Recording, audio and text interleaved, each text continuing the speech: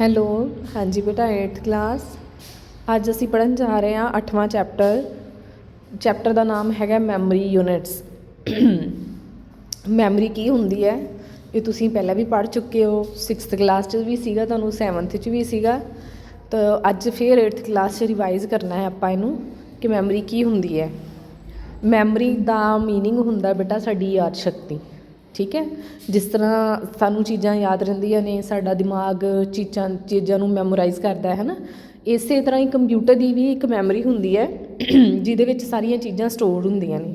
ਠੀਕ ਹੈ, ਹੁਣ ਜਿਸ ਤਰ੍ਹਾਂ ਅਸੀਂ ਕੋਈ ਅੱਜ ਫਾਈਲ ਸੇਵ ਕੀਤੀ ਹੈ, ਉਸਨੂੰ ਅਸੀਂ ਭਾਵੇਂ ਮਹੀਨੇ ਬਾਅਦ ਖੋਲ੍ਹ ਲਈਏ, ਭਾਵੇਂ 2 ਮਹੀਨੇ ਬਾਅਦ ਖੋਲ੍ਹ ਲਈਏ, ਉਹ ਕੰਪਿਊਟਰ ਦੀ ਮੈਮਰੀ ਵਿੱਚ ਸੇਵ ਹੋਈ ਹੁੰਦੀ ਹੈ ਅਤੇ ਕੰਪਿਊਟਰ ਸਾਨੂੰ ਉਵੇਂ ਹੀ ਓਪਨ ਕਰਕੇ ਵਿਖਾ ਦਿੰਦਾ ਹੈ। ਉਹਨੂੰ ਬੋਲਦੇ ਨੇ ਮੈਮਰੀ। ਕੰਪਿਊਟਰ ਦੀ ਯਾਦ ਸ਼ਕਤੀ ਕਿਹਦੇ ਵਿੱਚ ਹੁੰਦੀ ਹੈ? ਉਹਦੇ CPU ਦੇ ਵਿੱਚ। ਅਤੇ ਇਸ ਚੈਪਟਰ ਦੇ ਵਿੱਚ ਪੜ੍ਹਨਾ ਕੀ ਹੈਗਾ ਆਪਾਂ?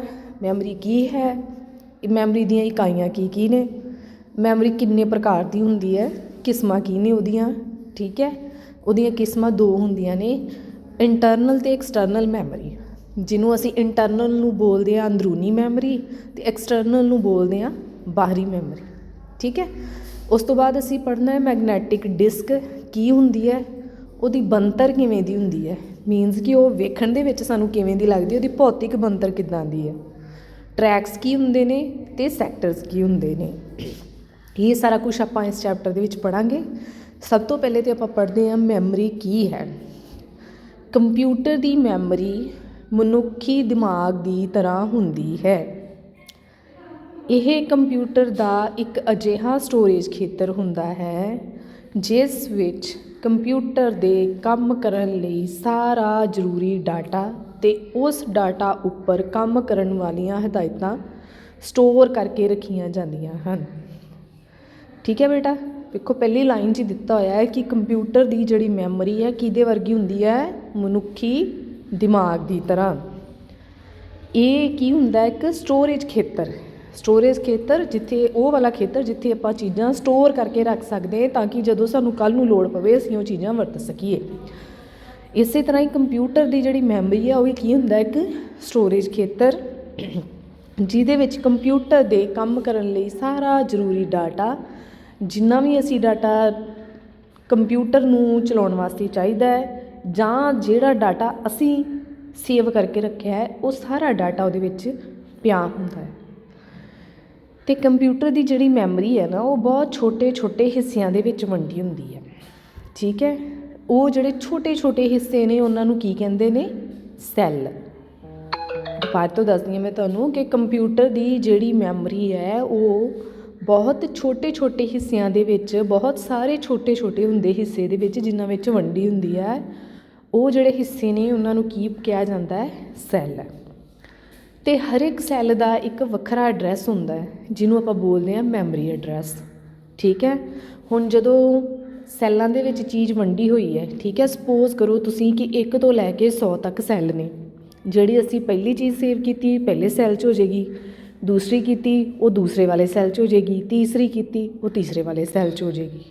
ਠੀਕ ਹੈ, ਇਸੇ ਤਰ੍ਹਾਂ ਸਪੋਜ਼ ਹੁਣ ਮੈਨੂੰ ਚੀਜ਼ ਚਾਹੀਦੀ ਹੈ ਕੋਈ, ਠੀਕ ਹੈ, ਅਤੇ ਮੈਂ ਉਸ ਚੀਜ਼ ਦਾ ਨਾਮ ਰੱਖਿਆ ਹੁੰਦਾ ਕੁਛ, ਉਹ ਚੀਜ਼ ਦੇ ਨਾਂ 'ਤੇ ਜਦੋਂ ਮੈਂ ਫਾਈਲ ਨੂੰ ਓਪਨ ਕਰਦੀ ਹਾਂ ਉਹ ਕੰਪਿਊਟਰ ਜਿਹੜਾ ਹੁੰਦਾ ਹੈ ਨਾ ਉਹ ਵੇਖਦਾ ਕਿ ਇਹ ਕਿੰਨਵੇਂ ਸੈੱਲ 'ਚ ਸੇਵ ਸੀਗੀ ਇਹ ਚੀਜ਼, ਉਹ ਉਸੇ ਸੈੱਲ 'ਚੋਂ ਜਾ ਕੇ ਉਹ ਚੀਜ਼ ਸਾਨੂੰ ਦਿਖਾ ਦਿੰਦਾ।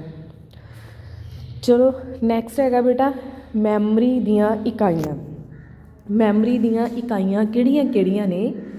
ਮੈਮਰੀ ਦੇ ਵਿੱਚ ਜਿਹੜੀ ਹੁੰਦੇ ਸੈੱਲ ਹੁੰਦੇ ਨੇ ਜਾਂ ਜਿਹੜਾ ਡਾਟਾ ਹੁੰਦਾ ਕਿਹੜੇ ਰੂਪ 'ਚ ਸਟੋਰ ਹੁੰਦਾ, ਉਹ ਹੁੰਦੀਆਂ ਉਹਦੀਆਂ ਇਕਾਈਆਂ। ਕੰਪਿਊਟਰ ਮੈਮਰੀ ਦੀ ਸਮਰੱਥਾ ਉਸ ਦੀ ਮੈਮਰੀ ਡਿਵਾਈਸ ਵਿੱਚ ਡਾਟਾ ਨੂੰ ਸਟੋਰ ਕਰਨ ਦੀ ਸਮਰੱਥਾ ਹੁੰਦੀ ਹੈ। ਠੀਕ ਹੈ, ਜੋ ਕਿ ਡਿਵਾਈਸ ਦੀ ਕੁੱਲ ਬਾਈਟਸ ਨੂੰ ਸਟੋਰ ਕਰਨ ਦੀ ਸਮਰੱਥਾ ਦੇ ਬਰਾਬਰ ਹੁੰਦੀ ਹੈ। ਮੈਮਰੀ ਸਮਰੱਥਾ ਨੂੰ ਬਾਈਟਸ ਵਿੱਚ ਮਾਪਿਆ ਜਾ ਸਕਦਾ ਹੈ ਜਾਂ ਬਿਆਨ ਕੀਤਾ ਜਾ ਸਕਦਾ ਹੈ। ਮੈਮਰੀ ਸਮਰੱਥਾ ਦੀਆਂ ਕੁਝ ਮੁੱਢਲੀਆਂ ਇਕਾਈਆਂ ਜਾਂ ਯੂਨਿਟਸ ਇਸ ਤਰ੍ਹਾਂ ਹਨ। ਸਭ ਤੋਂ ਪਹਿਲੀ ਮੈਮਰੀ ਦੀ ਯੂਨਿਟ ਜਾਂ ਇਕਾਈ ਕਿਹੜੀ ਹੈਗੀ ਆ? ਬਿਟ। ਇੱਕ ਬਿਟ ਜਿਹੜੀ ਹੁੰਦੀ ਹੈ ਨਾ ਉਹ 2 ਡਿਜਿਟਸ ਤੋਂ ਬਣਦੀ ਹੈ। ਠੀਕ ਹੈ, 2 ਡਿਜਿਟ ਮਤਲਬ 2 ਅੱਖਰ। ਕਿਹੜੇ ਕਿਹੜੇ 0 ਤੇ 1। ਇੱਕ ਮੈਮਰੀ ਦਾ ਯੂਨਿਟ ਬਿਟ ਬੋਲਦੇ ਜਿਹਨੂੰ ਆਪਾਂ, ਬਿਟ 'ਚ 2 ਅੱਖਰ ਹੁੰਦੇ ਨੇ, 2 ਡਿਜਿਟ ਹੁੰਦੇ ਨੇ, ਕਿਹੜੇ ਕਿਹੜੇ 0 ਤੇ 1। ਇਹਨਾਂ ਨੂੰ ਕੀ ਬੋਲਦੇ ਹਾਂ ਅਸੀਂ? Binary digit. ਬਾਏ ਮਤਲਬ 2, ਠੀਕ, ਬਾਈਨਰੀ ਡਿਜਿਟ ਮਤਲਬ 2 ਡਿਜਿਟ। ਨਿਬਲ, ਨਿਬਲ ਜਿਹੜਾ ਹੁੰਦਾ ਹੈ ਨਾ, ਇਹਦੇ ਵਿੱਚ 4 ਬਿਟਸ ਹੁੰਦੀਆਂ ਨੇ। ਆਪਾਂ ਪਹਿਲੇ ਪਿੱਛੇ ਪੜ੍ਹ ਕੇ ਹਟੇ ਹਾਂ ਕਿ ਬਿਟ ਕੀ ਹੁੰਦੀ ਹੈ, ਜਿਹਦੇ ਵਿੱਚ 2 ਹੀ ਡਿਜਿਟ ਹੁੰਦੇ ਨੇ, 0 ਤੇ 1। ਇਸੇ ਤਰ੍ਹਾਂ ਹੀ ਜਿਹੜਾ ਨਿਬਲ ਹੈ, ਨਿਬਲ ਦੇ ਵਿੱਚ 4 ਬਿਟਸ ਹੁੰਦੇ ਨੇ, ਠੀਕ ਹੈ। ਉਦੋਂ ਦਾ ਉਦਾਹਰਨ ਦੇ ਲਈ ਵੇਖੋ ਦਿੱਤਾ ਹੋਇਆ 1 0 1 1, 4 ਅੱਖਰ ਹੋ ਗਏ, 4 ਡਿਜਿਟ ਹੋ ਗਏ। ਇਹ 4 ਡਿਜਿਟ ਜਿਹੜੇ ਇਹਨਾਂ ਨੂੰ ਇਕੱਠਿਆਂ ਨੂੰ ਰਲ ਕੇ ਕੀ ਬੋਲਦੇ ਨੇ? ਇੱਕ ਨਿਬਲ। ਨਿਬਲ ਤੋਂ ਅੱਗੇ ਵੱਡਾ ਯੂਨਿਟ ਹੈਗਾ ਬਾਈਟ, ਠੀਕ ਹੈ। ਇੱਕ ਬਾਈਟ ਦੇ ਵਿੱਚ ਕਿੰਨੀਆਂ ਬਿਟਸ ਹੁੰਦੀਆਂ ਨੇ? 8, ਯਾਨੀ ਕਿ ਇਹਦੇ ਵਿੱਚ 0 1 1 0 1 0 ਜਾਂ 1 1 ਕਰਕੇ ਕਿੰਨੇ ਡਿਜਿਟ ਹੋਣਗੇ? 8। ਇਹਨਾਂ ਤੋਂ ਉੱਪਰ ਅੱਗੇ ਆ ਗਿਆ ਵਰਡ। ਕੰਪਿਊਟਰ ਵਿੱਚ ਇੱਕ ਸ਼ਬਦਕੋਸ਼ ਨਿਰਧਾਰਿਤ ਬਿਟਸ ਦਾ ਸਮੂਹ ਹੁੰਦਾ ਹੈ ਜੋ ਕਿ ਇੱਕ ਇਕਾਈ ਵਜੋਂ ਪ੍ਰੋਸੈਸ ਕੀਤਾ ਜਾਂਦਾ ਹੈ। ਕੰਪਿਊਟਰ ਵਿੱਚ ਇੱਕ ਸ਼ਬਦ ਦੀ ਲੰਬਾਈ ਨੂੰ ਵਰਡ ਸਾਈਜ਼ ਜਾਂ ਵਰਡ ਲੈਂਥ ਕਿਹਾ ਜਾਂਦਾ ਹੈ।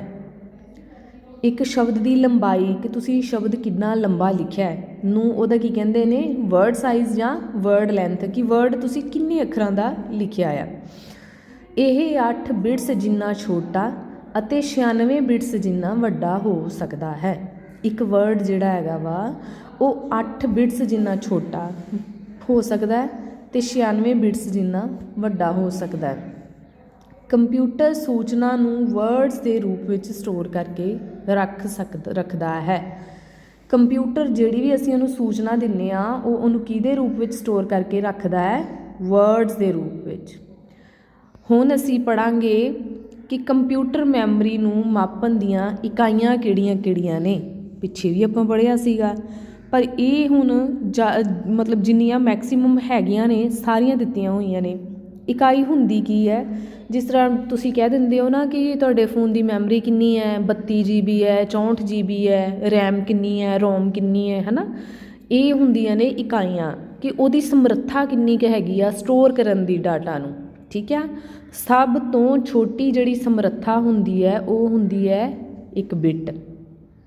ਸਭ ਤੋਂ ਛੋਟੀ ਸਮਰੱਥਾ ਜਿਹਦੇ ਵਿੱਚ ਮੈਮਰੀ ਦੀ ਹੁੰਦੀ ਉਹ ਹੁੰਦੀ ਇੱਕ ਬਿਟ, ਜਿਹਦੇ ਵਿੱਚ 2 ਹੀ ਅੱਖਰ ਹੋ ਸਕਦੇ ਨੇ, 0 ਤੇ 1। ਉਸ ਤੋਂ ਵੱਡੀ ਜਿਹੜੀ ਸਮਰੱਥਾ ਆ ਜਾਂਦੀ ਹੈ ਅੱਗੇ ਇਕਾਈ ਦੀ, ਉਹ ਹੈਗੀ ਹੈ ਨਿਬਲ। ਨਿਬਲ 'ਚ ਆਪਾਂ ਪਿੱਛੇ ਵੀ ਪੜ੍ਹਿਆ ਸੀ 4 ਬਿਟਸ ਹੁੰਦੀਆਂ ਨੇ, ਠੀਕ ਆ। 4 ਬਿਟਸ ਕਿਵੇਂ? ਜਿਵੇਂ ਕਿ 1 1 0 1, ਠੀਕ ਹੈ। ਅੱਗੇ ਆ ਗਿਆ ਬਾਈਟ। ਬਾਈਟ ਦੇ ਵਿੱਚ ਕਿੰਨੀਆਂ ਬਿਟਸ ਹੋਣਗੀਆਂ? 8। ਕਿਵੇਂ? ਬਿਟਸ ਕਿਹੜੀਆਂ ਕਿਹੜੀਆਂ ਆਪਾਂ ਪਹਿਲਾਂ ਵੀ ਪੜ੍ਹਿਆ, ਇਹਦੇ ਵਿੱਚ ਸਾਰੇ 1 1 ਵੀ ਹੋ ਸਕਦੇ ਆ ਅਤੇ 0 0 ਵੀ ਹੋ ਸਕਦੇ, ਯਾਨੀ ਕਿ ਟੋਟਲ ਆਪਾਂ 8 ਕਰਨੀਆਂ ਨੇ ਇਹ। ਉਸ ਤੋਂ ਅੱਗੇ ਆ ਗਿਆ ਕਿਲੋ ਬਾਈਟ। ਇਹਨੂੰ ਆਪਾਂ ਬੋਲ ਦਿੰਦੇ ਹਾਂ KB। K for kilo, B for byte. 1 KB ਦੇ ਵਿੱਚ ਕਿੰਨੀਆਂ ਬਾਈਟਸ ਹੁੰਦੀਆਂ ਨੇ? 1024। ਕਿੰਨੀਆਂ ਬਾਈਟਸ ਹੁੰਦੀਆਂ ਨੇ? 1024 ਬਾਈਟਸ ਹੁੰਦੀਆਂ ਨੇ।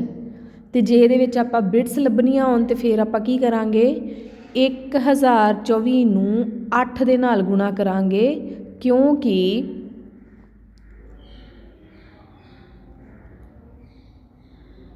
ਕਰਾਂਗੇ ਗੁਣਾ? ਕਿਉਂਕਿ ਬਾਈਟਸ ਦੇ ਵਿੱਚ ਕਿੰਨੀਆਂ ਬਿਟਸ ਹੁੰਦੀਆਂ ਨੇ? 8। ਜੇ ਆਪਾਂ ਲੱਭਣਾ ਹੋਵੇ ਕਿ 1 ਕਿਲੋ ਬਾਈਟਸ ਦੇ ਵਿੱਚ ਕਿੰਨੀਆਂ ਬਿਟਸ ਨੇ, ਫਿਰ ਉਹਨੂੰ ਗੁਣਾ 8 ਕਰ ਦਾਂਗੇ, ਜਿੰਨਾ ਵੀ ਆਏਗਾ ਉਨੀਆਂ ਬਿਟਸ ਬਣ ਜਾਣਗੀਆਂ, ਠੀਕ ਹੈ। ਅੱਗੇ ਆ ਗਿਆ ਬੇਟਾ ਸਾਡੇ ਕੋਲ ਮੈਗਾਬਾਈਟ। ਮੈਗਾਬਾਈਟ ਦਾ ਕੀ ਹੁੰਦਾ ਹੈ? ਮੈਗਾਬਾਈਟ ਦੇ ਵਿੱਚ ਹੈਗਾ 1 ਮੈਗਾਬਾਈਟ ਦੇ ਵਿੱਚ 1024 ਕਿਲੋ ਬਾਈਟਸ ਹੁੰਦੀਆਂ ਨੇ। ਨੈਕਸਟ ਆ ਗਿਆ ਗੀਗਾਬਾਈਟ। ਇਹ ਮੈਗਾਬਾਈਟ ਤੋਂ ਵੱਡਾ ਯੂਨਿਟ। 1 ਗੀਗਾਬਾਈਟ ਦੇ ਵਿੱਚ 1024 ਮੈਗਾਬਾਈਟਸ ਹੁੰਦੀਆਂ ਨੇ। ਇਹ ਤੋਂ ਵੱਡਾ ਯੂਨਿਟ ਆ ਗਿਆ ਅੱਗੇ ਟੈਰਾਬਾਈਟ। 1 ਟੈਰਾਬਾਈਟ ਦੇ ਵਿੱਚ 1024 ਗੀਗਾਬਾਈਟਸ ਹੁੰਦੀਆਂ ਨੇ।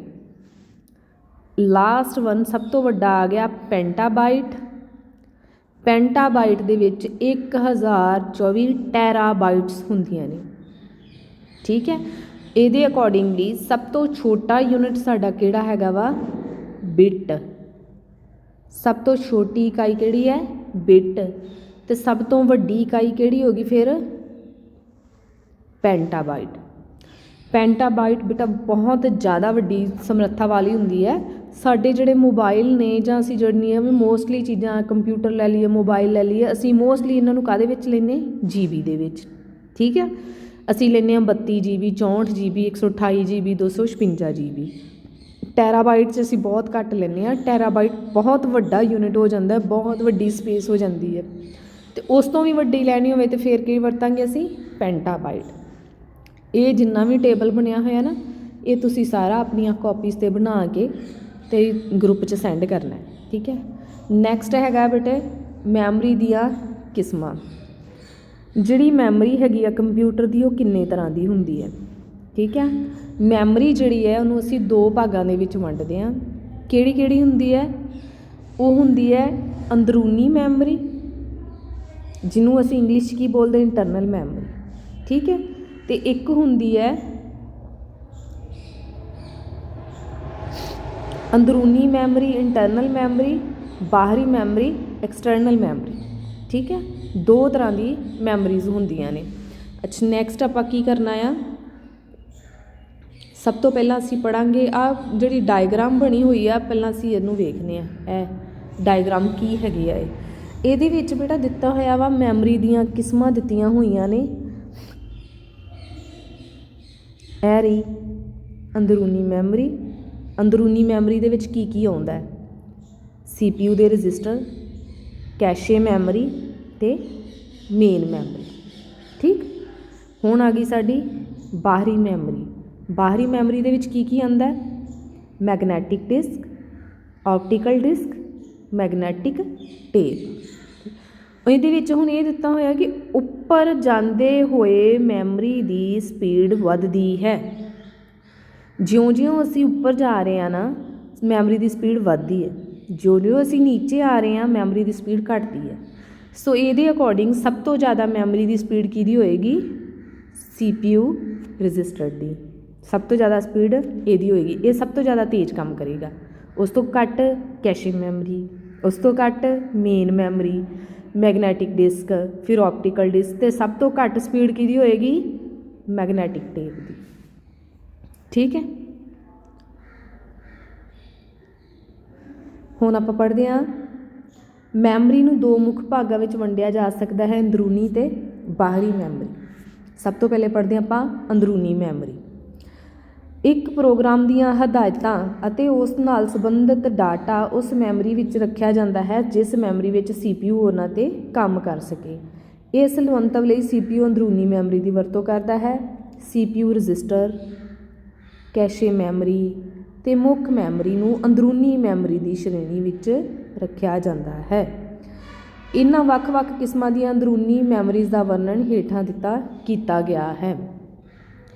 ਅੱਜ ਦੇ ਵਾਸਤੇ ਬੇਟਾ ਤੁਸੀਂ ਇੰਨਾ ਯਾਦ ਰੱਖਣਾ ਆ ਕਿ ਇਕਾਈਆਂ ਕਿਹੜੀਆਂ ਕਿਹੜੀਆਂ ਸੀਗੀਆਂ, ਯੂਨਿਟਸ ਕਿਹੜੇ ਕਿਹੜੇ ਸੀਗੇ, ਬਿਟ 'ਚ ਕਿੰਨੀਆਂ ਬਾਈਟਸ ਹੁੰਦੀ, ਬਿਟ ਦੇ ਵਿੱਚ ਕੀ ਕੀ ਹੁੰਦਾ, ਨਿੱਬਲ 'ਚ ਕੀ ਹੁੰਦਾ ਹੈ, ਬਾਈਟਸ 'ਚ ਕੀ ਕੀ ਹੁੰਦਾ, ਤੁਸੀਂ ਸਾਰਾ ਯਾਦ ਕਰਨਾ ਹੈ ਇਹ ਵਾਲਾ।